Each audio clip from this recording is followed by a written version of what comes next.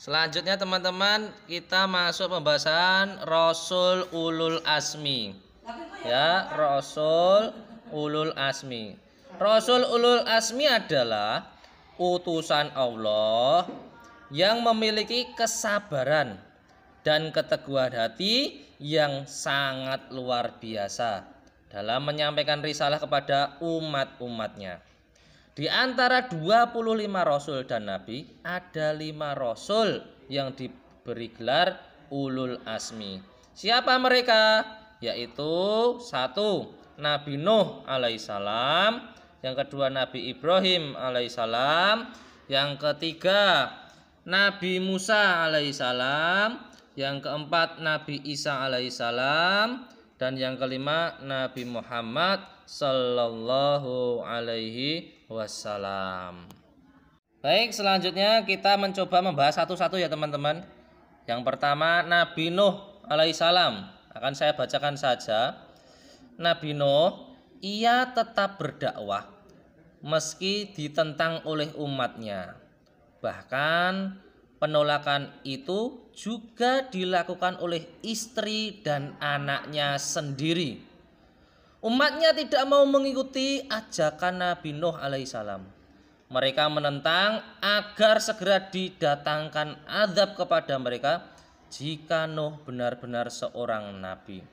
Akhirnya Allah mengirim banjir bandang yang menenggelamkan mereka, sedangkan Nuh beserta orang-orang yang beriman selamat di dalam kapal. Selanjutnya teman-teman, masih tentang Rasul Ulul Azmi. Yang kedua adalah Nabi Ibrahim alaihissalam. Kita akan bacakan teman-teman. Beliau sangat murni keimanannya. Nabi Ibrahim itu sangat murni keimanannya. Beliau menentang perilaku kemusyrikan yang dilakukan oleh Raja Namrud beserta para pengikutnya. Suatu ketika patung-patung yang menjadi sesembahan mereka dirusak dan dihancurkan. Hal ini menyebabkan Raja Namrud marah. Ibrahim alaihissalam ditangkap dan dibakar hidup-hidup. Namun atas pertolongan Allah, api yang membakar Ibrahim menjadi dingin. Ibrahim pun selamat teman-teman. Selanjutnya teman-teman, masih lanjutannya tentang Nabi Ibrahim. Nabi Ibrahim dikenal memiliki 2 orang putra. Siapa itu 2 orang putra Nabi Ibrahim? Yaitu Ismail dan Ishak.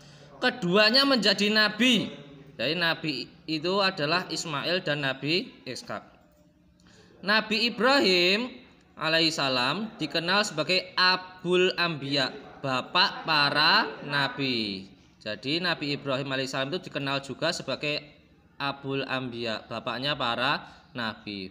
Bahkan dari 2 jalur keturunan Ishak lahirlah Yakub, Yusuf, Musa sampai Nabi Isa alaihissalam. Kemudian dari Nabi Ismail menurunkan Nabi Muhammad sallallahu alaihi wasallam. Jadi keturunannya Nabi Ibrahim alaihissalam itu banyak yang menjadi nabi. Selanjutnya teman-teman, masih tentang Rasul Ulul Azmi. Yang ketiga adalah Nabi Musa alaihissalam. Nabi Musa ia sangat gigih dalam berdakwah.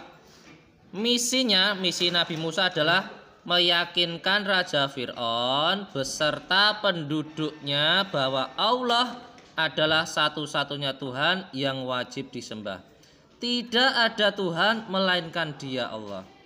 Meskipun Musa alaihissalam telah membuktikan kerasulannya dengan menunjukkan mukjizat-mukjizat berupa mengubah tongkat menjadi ular dan tangannya bersinar atas izin Allah, namun Raja Fir'aun tetap enggan untuk beriman kepada Allah.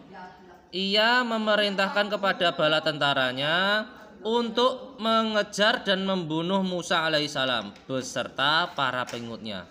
Namun pengejaran yang dilakukan Fir'aun ini justru menyebabkan ia ditenggelamkan oleh Allah di Laut Merah. Ini sedikit tentang Nabi Musa alaihissalam. Baik teman-teman, sekarang yang nomor 4, Nabi Isa alaihi salam. Nabi Isa alaihi salam lahir dari rahim Siti Maryam. Jadi ibunya Nabi Isa itu adalah Siti Maryam tanpa seorang bapak. Padahal Siti Maryam adalah seorang gadis yang solihah. Hal ini menyebabkan tanda tanya besar dari Bani Israel. Siti Maryam memilih untuk diam atas seizin Allah. Isa alaihissalam yang masih bayi dapat menjawab pertanyaan dan mematahkan prasangka buruk mereka. Selama beliau menjadi rasul, hanya 12 orang saja yang setia mengikuti ajaran beliau, yang dikenal sebagai kaum Hawariyun. Ya, dikenal sebagai kaum Hawariyun. Mukjizat yang dimilikinya antara lain dapat membuat burung dari tanah. Kemudian Nabi Isa dapat menyembuhkan orang yang buta. Kemudian dapat menyembuhkan orang yang sakit sopak. Dapat juga menghidupkan orang yang sudah mati. Dan dapat mengetahui makanan yang disimpan di dalam rumah orang. Dapat menurunkan makanan dari langit atas permintaan kaumnya. Semua itu dilakukan Nabi Isa alaihissalam atas izin Allah subhanahu wa ta'ala. Itu adalah sedikit ringkasan materi dalam buku ini tentang Nabi Isa alaihissalam. Selanjutnya teman-teman, masih tentang Rasul Ulul Azmi. Yang kelima adalah Nabi Muhammad Sallallahu Alaihi Wasallam. Nabi Muhammad Sallallahu Alaihi Wasallam adalah penutup para nabi dan rasul, atau sering disebut dengan Khotamul Anbiya wal Mursalin. Beliau diutus untuk semua umat manusia termasuk kita, sehingga ajarannya akan selalu sesuai dengan perkembangan zaman, bahkan hingga hari kiamat. Dakwahnya dalam mengubah masyarakat, jahiliyah menjadi masyarakat madani tidaklah mudah. Berbagai macam rintangan, hinaan, dan siksaan sering beliau alami. Namun semua itu tidak pernah mengendorkan semangat beliau. Nabi Muhammad SAW memiliki akhlak yang mulia atau sangat bagus. Maka ia harus dijadikan uswatun hasanah atau contoh yang baik bagi semua manusia. Beliau dikaruniai mukjizat yang banyak, antara lain menerima Al-Quran, Isra Mi'raj, dari sela-sela jarinya dapat memancarkan air, membelah bulan, dan lain-lain. Berikut teman-teman, kita bacakan sudah materi tentang Rasul Ulul Azmi. Ada 5, Nabi Nuh, Nabi Ibrahim, Nabi Musa, Nabi Isa, dan Nabi Muhammad SAW. Semoga bermanfaat.